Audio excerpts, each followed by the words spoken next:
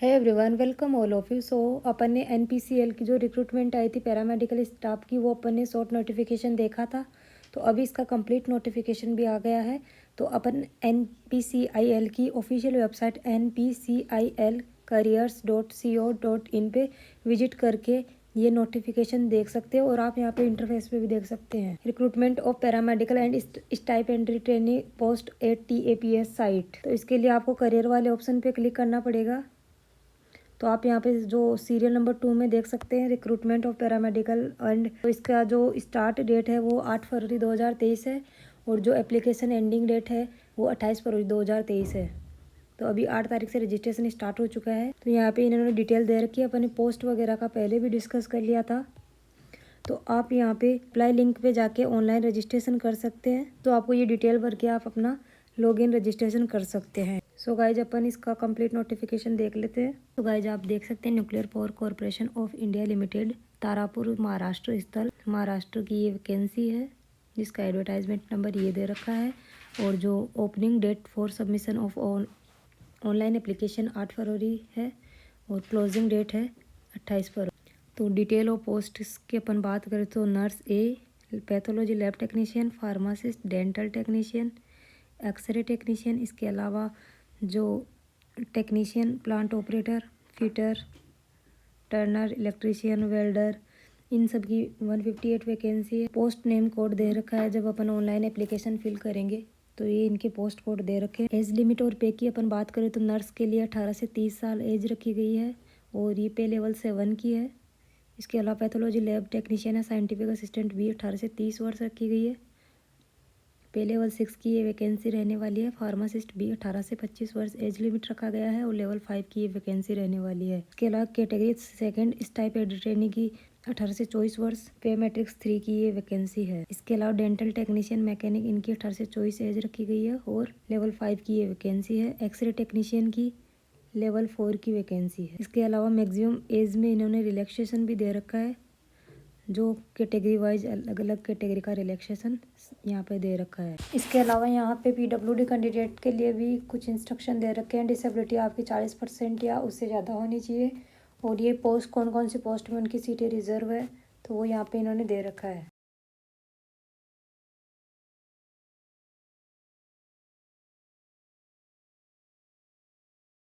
PWBD category और disabilities और उसका जो संक्षिप्त है वो इन्होंने दे रखा कि इसमें क्या क्या इंक्लूड है। एसेंशियल क्वालिफिकेशन और एक्सपीरियंस की बात करें तो नर्स के लिए आपके पास 12th और डिप्लोमा इन नर्सिंग और मिडवाइफरी होना चाहिए।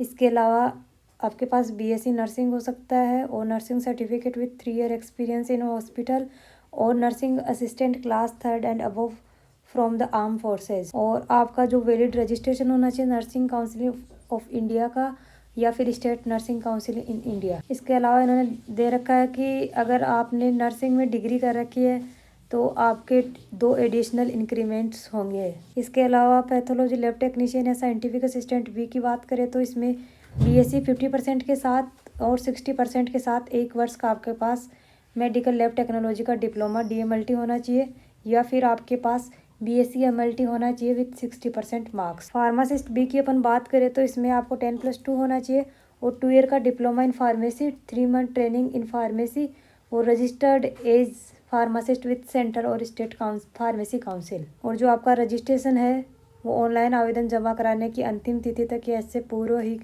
बना हुआ होना चाहिए। तो ये आपको ध्यान रखना है। इसके अलावा डेंटल टेक्नीशियन के लिए आपके पास हायर सीनियर सेकेंडरी साइंस के साथ 60% मार्क्स और 2 year diploma in dental technician mechanics recognise by dental council of India. X ray technician के लिए आपके पास 10+2 होना चाहिए 60% के साथ और 1 ईयर का आपके पास मेडिकल रेडियोग्राफी और एक्सरे टेक्नीशियन का जो सर्टिफिकेट है वो होना चाहिए। और इसके अलावा 2 ईयर का आपको रेलिवेंट एक्सपीरियंस होना चाहिए after obtaining the request qualification. इसके बाद ये जो स्टाइपेंडी ट्रेनिंग वगैरह है कैटेगरी सेकंड, इनको बॉन्ड वगैरह भरना पड़ेगा, इसकी डिटेल्स दे रखी है। आगे अपन सिलेक्शन प्रोसेस की बात करें तो जो nurse A, pathology lab technician, pharmacist B, stipendiary trainee dental technician, x-ray technician और stipendiary trainee technician maintainer category second, इनका रिटन एग्जाम स्किल टेस्ट होगा। जो रिटन एग्जाम है वो OMR बेस्ड होगा और कंप्यूटर बेस्ड होगा। इसके अलावा stipe trainee technician category second plant operator, इनके लिए OMR बेस्ड और कंप्यूटर बेस्ड रिटन एग्जाम होगा। सिलेक्शन प्रोसेस की अपन बात करें डिटेल, तो रिटन एग्जाम होगी वो या तो OMR बेस्ड हो सकती है या फिर कंप्यूटर बेस्ड हो सकती है। रिटन एग्जाम 2 स्टेज में होगी, जिसमें स्टेज फर्स्ट में प्रीलिम्स होगी, वो 1 घंटे की ड्यूरेशन का होगा। उसके स्टेज 2 में एडवांस टेस्ट होगा जो 2 घंटे का होने वाला है। जो प्रारंभिक परीक्षा है वो शॉर्ट लिस्ट करने के लिए एक छटनी परीक्षा होगी और इसका फॉर्मेट सबके लिए कॉमन रहेगा। 1 घंटे में आपको 50 मल्टीपल चॉइस क्वेश्चन करने पड़ेंगे, जिसमें 20 क्वेश्चन मैथ्स के आएंगे, 20 क्वेश्चन साइंस के आएंगे और 10 क्वेश्चन जनरल अवेयरनेस के आएंगे। करेक्ट आंसर के आपको 3 मार्क्स मिलेंगे और 1 मार्क्स आपका काटा जाएगा नेगेटिव होने पर, मतलब इसमें नेगेटिव मार्किंग रहने वाली है। इसके अलावा टेस्ट में भी कंडक्ट इन सिंगल और multiple session depending upon logistic requirements. इसके बाद जो क्वालिफाइंग स्टैंडर्ड होगा वो 40% मार्क्स होगा जनरल और EWS के लिए। इसके अलावा SC ST OBC के लिए 30% मार्क्स होगा। 30% से कम अंक पाने वाले सामान्य EWS श्रेणी के तथा 20% से कम अंक पाने वाले OBC SC ST PWBD के कैंडिडेट स्टेप 3 के लिए बाहर हो जाएंगे। इसके अलावा स्टेज 2 में जो एडवांस टेस्ट होगा वो 2 घंटे का होगा। जो भी स्टेज फर्स्ट में कैंडिडेट सेलेक्ट करे गए हैं उनकी एडवांस टेस्ट लिया जाएगा। ड्यूरेशन है 2 घंटे रहने वाली है। जो पैरामेडिकल पोस्ट है उनका जो सिलेबस है related to their qualifying academic या प्रोफेशन या टेक्निकल क्वालिफिकेशन, इसमें आपको 50 मल्टीपल चॉइस क्वेश्चन आएंगे, जिसमें प्रत्येक करेक्ट के लिए आपको 3 मार्क्स और इनकरेक्ट के लिए 1 मार्क्स। इसमें आपके लिए क्वालिफाइंग स्टैंडर्ड रहने वाला है EWS के लिए UR के लिए 30%, SC ST OBC के लिए 20%। A merit list of candidate will be prepared after stage 2 based upon score obtain in stage 2 only. इसके बाद स्टेज 3 होगा वो आपका स्किल टेस्ट रहने वाला है, जो कि स्टाइपेंडेड ट्रेनी और टेक्नीशियन प्लांट ऑपरेटर इनके लिए ये लागू नहीं रहेगा। जो टेस्ट स्किल टेस्ट है वो ओनली क्वालिफाइंग नेचर का होगा।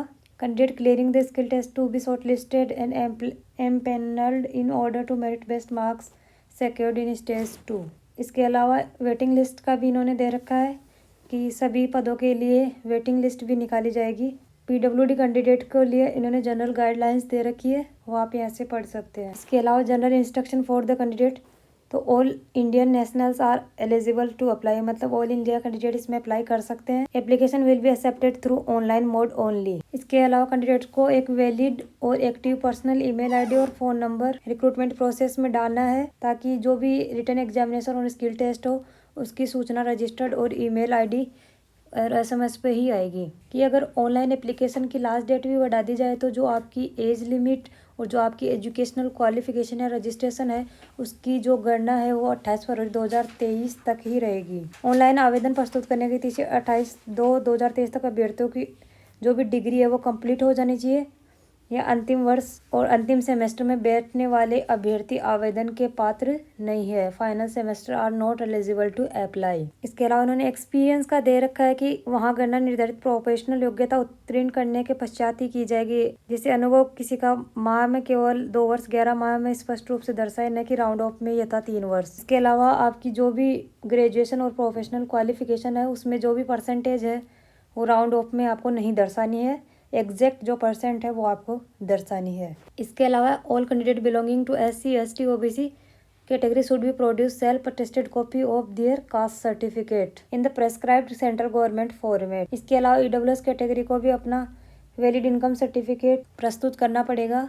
जो आपकी एसेंशियल क्वालिफिकेशन है वो फुल टाइम रेगुलर और फ्रॉम ए रिकॉग्नाइज्ड यूनिवर्सिटी या इंस्टीट्यूट से होनी चाहिए। अगर आपके पास और क्वालिफिकेशन है तो भी आप एलिजिबल कर सकते हैं, एलिजिबल है वैकेंसी के लिए। इसके बाद अपन बात करते हैं हाउ टू अप्लाई। तो आप इसकी ऑफिशियल वेबसाइट पे आवेदन फॉर्म में केवल ऑनलाइन आवेदन कर सकते हैं और जो इसका लिंक है वो 28 फरवरी 2023 तक ही एक्टिवेट रहेगा।